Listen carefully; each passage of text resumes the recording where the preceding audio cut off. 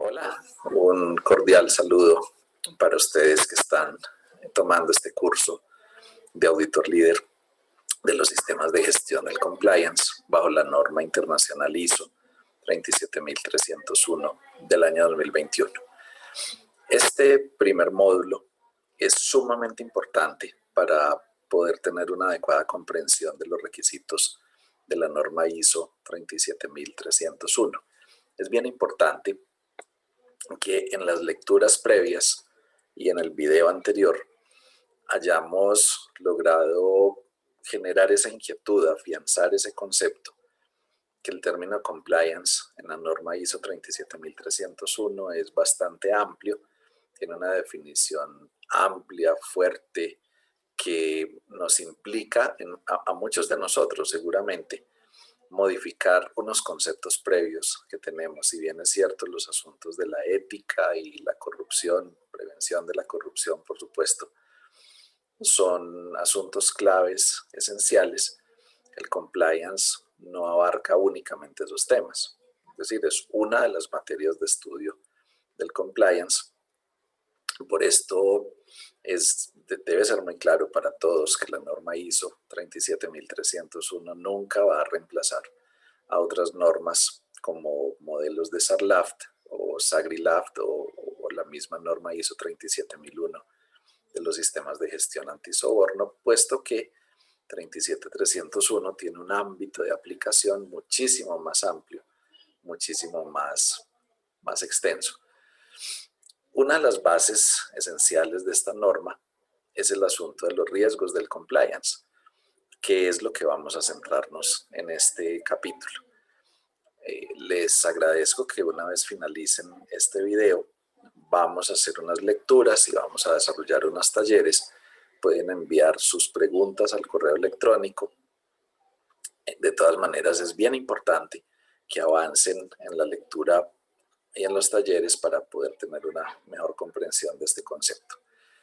Bien, entonces entrando en materia del tema de riesgos, es sumamente importante que todos estemos alineados con la definición de la Organización Internacional para la Normalización ISO del término riesgo.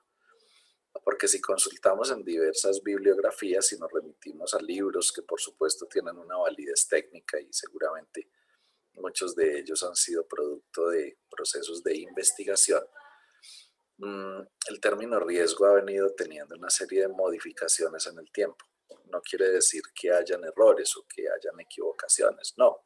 Simplemente cuando aplicamos una metodología tenemos que entender desde su contexto anterior todo lo que esta metodología implica. Si nos vamos a remitir a un libro de un autor específico en el cual nos diga, por ejemplo, que el riesgo es un evento indeseable que tiene un potencial de daño, pues bueno, debemos utilizar esa metodología en pleno rigor bajo los postulados de ella y sin hacerle mezclas o combinaciones con otras metodologías de riesgos, porque ahí sí no nos va a salir nada correcto. La Organización Internacional para la Normalización ISO, ojo, desde el año 2009, publicó en la guía ISO 73 la definición actual de las normas ISO para riesgo, para el término riesgo. Es decir, esto no es un tema nuevo, estamos hablando desde el 2009. Han transcurrido varios años, más de una década ha transcurrido desde que la Organización Internacional para la Normalización publicó en su guía ISO 73 y en la primera versión de la norma ISO 31000, que también fue del año 2009, la definición del término riesgo entendido como el efecto de la incertidumbre sobre los objetivos. ¿Pero qué es eso del efecto de la incertidumbre sobre los objetivos? Pues ahí hay tres componentes. Primero, el riesgo es un efecto, no es una causa, no es una situación, no es algo que está sucediendo o que pudo haber sucedido. No, el riesgo siempre es un efecto, de ahí la definición ISO. Es el efecto de la incertidumbre sobre los objetivos.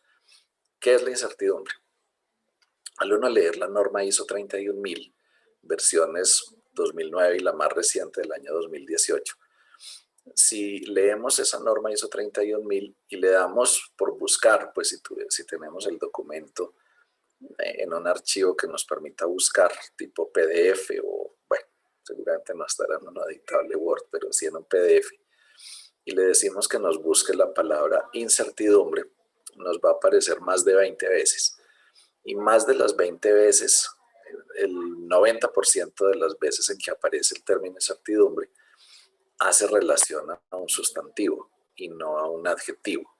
Es decir, cuando está hablando de la incertidumbre nos está hablando de una cosa y no de un sentimiento.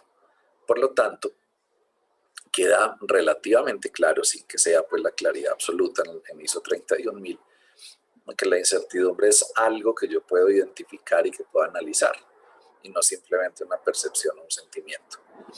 La norma de la Comisión Electrotécnica Internacional IEC, la norma IEC 31010 de la versión 2019, sí generó una definición de incertidumbre y denomina incertidumbre cualquier tipo de evento con características potenciales, es decir, eventos de características inciertas que pudieran llegar a producirse.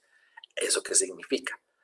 Que en unos modelos anteriores, que no necesariamente están obsoletos, simplemente fueron publicados antes, se denominaba riesgo como evento con características inciertas que puede generar un fallo, un potencialmente fallo.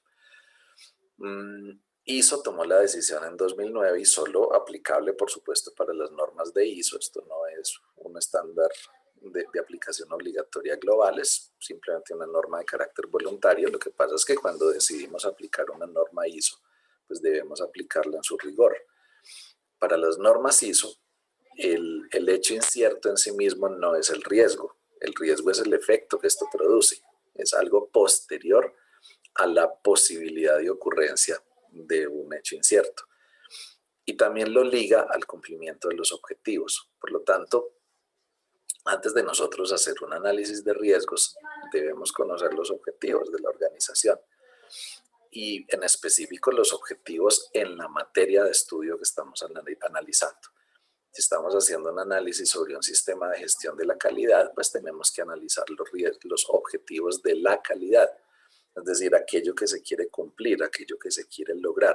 La definición de objetivo en las normas ISO es el resultado esperado, algo que se quiere lograr o conseguir.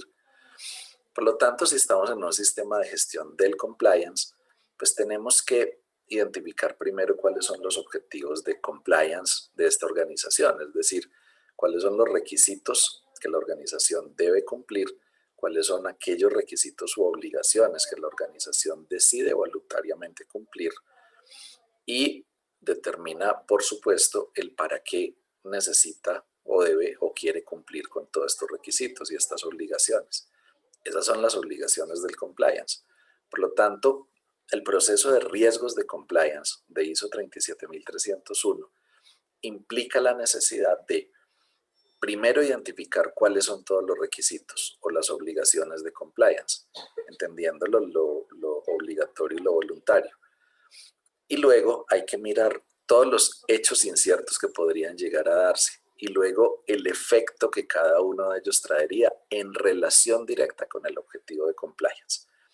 Eso es lo que vamos a abordar en esta presentación, en este módulo en particular. Y quiero, solo a manera de abrebocas, porque van a tener ustedes un material bastante amplio, un material bastante extenso de lectura frente a los riesgos, quiero que tengamos súper presente esta condición. La norma ISO 37301 nos dice en primera medida que debemos analizar el entorno y el contexto de compliance de la organización. Lo veíamos en la lectura del módulo inicial, del módulo introductorio, cuáles son esos contextos sobre los cuales debemos analizar. Hagan memoria. El social, el cultural, el digital, recuerden en esa lectura. Eso incluye adicionalmente todas las actividades, productos, servicios, aspectos relevantes de las operaciones. Ese análisis del entorno y ese análisis del contexto me permite claramente identificar cuáles son las obligaciones de compliance. Aquello que resulta ser obligatorio más aquello que resulta ser voluntario. Cuando yo Hago este análisis de contexto, identifico las obligaciones de compliance. Se supone que una organización hoy debería tener conocimiento, pero vamos a asumir un estado crítico donde no tenemos plena certeza de cuáles son nuestras obligaciones o no lo tenemos claramente formalizado. Por lo tanto, en la implementación de ISO 37301, pues seguramente la organización tendrá que hacer un primer análisis y buscar desde todo su marco legal, desde todos los ámbitos específicos de la legislación que le resulta ser aplicable, incluyendo aquella relacionada a sus actividades, productos, servicios, aspectos de sus operaciones, etcétera. Hacer un recorrido, un barrido full a la fecha. Ahora, debería conocerse con anterioridad, porque la condición de la aplicación legal es la no retroactividad en la mayoría de los casos. Por lo tanto, se hace indispensable que tengamos un conocimiento de hacia atrás cuáles requisitos legales. No se preocupen para quienes no son abogados entre ustedes, que en el próximo módulo pues vamos a tener a una abogada haciéndonos un análisis general como introducción a la interpretación legal para no abogados. Los que sí son abogados, pues les pediremos un poco de paciencia, a lo mejor les resulte un poco básico el concepto, pero es bien importante para quienes no lo somos tener claridad frente a estos temas. Se hace esta identificación de las obligaciones de compliance, adicional, incluyendo, por supuesto, todos los asuntos propios de carácter voluntario, aquello que la organización decide. En general, la organización debe planificar cómo cumplir sus obligaciones de compliance, debe asegurar control, es decir, debe asegurarse que puede y planifica y determina cómo cumplir con todas sus obligaciones de compliance y debe evaluar ese cumplimiento, PHVA, del ciclo de mejora inmerso en todas las normas de sistemas de gestión. Pero como esto es un asunto dinámico, permanentemente habrán novedades y modificaciones de las obligaciones de compliance, ya sea porque hay una nueva ley o hay una ley que deroga la anterior o hay un decreto que aclara algún asunto o hay derogatorias tácitas o explícitas, etc. También existen fallos judiciales. En cada país pues existen unas autoridades o unos organismos rectores desde lo judicial que nos van a permitir conocer sus fallos y saber cuándo un fallo afecta algún tipo de requisito legal que deba modificar la forma de ser interpretado. Todas estas novedades y modificaciones deben ser incorporadas al modelo. Y esto nos va a traer unos cambios, esto nos va a generar unos cambios en toda la operación de nuestra organización. Nosotros tenemos que evaluar el impacto de los cambios y, por supuesto, planificar cómo cumplir con esos cambios y cómo adecuarnos rápidamente a una adecuada condición de compliance. Por lo tanto, este es un ciclo continuo. ¿Qué nos dice ISO 37301? Tenemos que identificar riesgos. ¿Cómo identificamos los riesgos? Pues primero correlacionando el entorno, el contexto, actividades, productos, servicios, actividades relevantes de las operaciones con las obligaciones de compliance. Por lo tanto, debemos identificar hechos inciertos y el efecto posterior que esos hechos traerían sobre nuestros objetivos. Pero esos hechos inciertos los podemos determinar desde cómo identificamos las obligaciones de compliance. Es posible que tengamos falencias en identificación. El desconocimiento de la ley no es un factor que exime su cumplimiento. Por lo tanto, podemos tener debilidades en la identificación de obligaciones de compliance, incluso en las novedades y modificaciones posteriores que resulten. Y ese tipo de hechos inciertos debemos identificarlos. Toda la posibilidad de no hacer una identificación apropiada, oportuna, correcta de las obligaciones de compliance, así como cualquier novedad y modificación, pues se constituye en hechos inciertos que generarían como efecto un riesgo de compliance. También podemos identificar riesgos en la planificación de cómo cumplirlo, es decir, hechos inciertos y el efecto posterior que ellos traerían de cómo darle cumplimiento a estas obligaciones al planificarlo. Pero también podemos tener riesgos en las actividades cotidianas de la organización cualquier tipo de hecho incierto relacionado con el no control, con el que no cumplamos aquello que sabíamos y hemos planificado.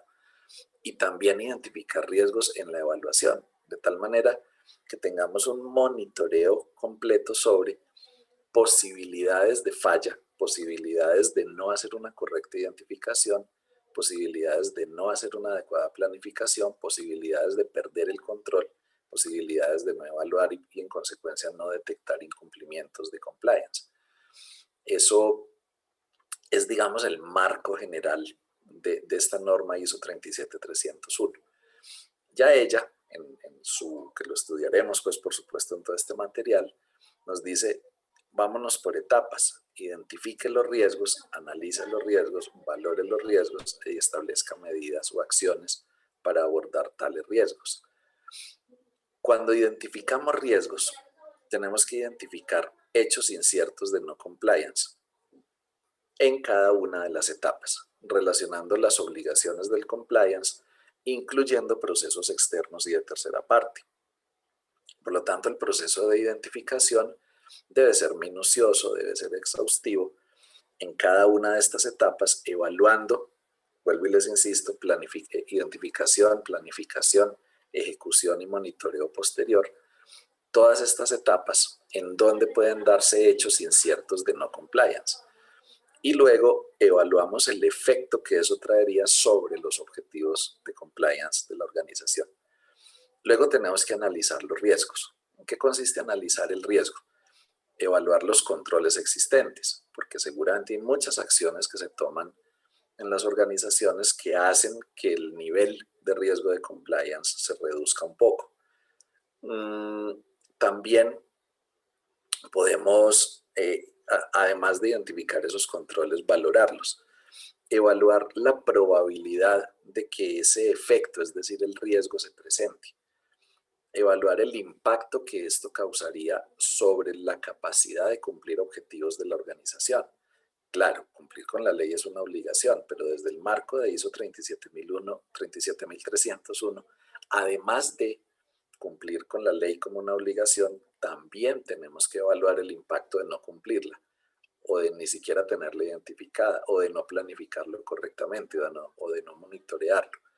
Por lo tanto, tenemos que determinar el nivel de riesgo de compliance a partir de la evaluación de probabilidad e impacto y la combinación entre estos dos. La combinación entre la probabilidad y el impacto se denomina nivel de riesgo. Y ese nivel de riesgo es el que me permite valorar el riesgo de compliance. ¿Qué es valorar? Es comparar ese nivel de riesgo obtenido contra un límite de aceptación definido por la organización.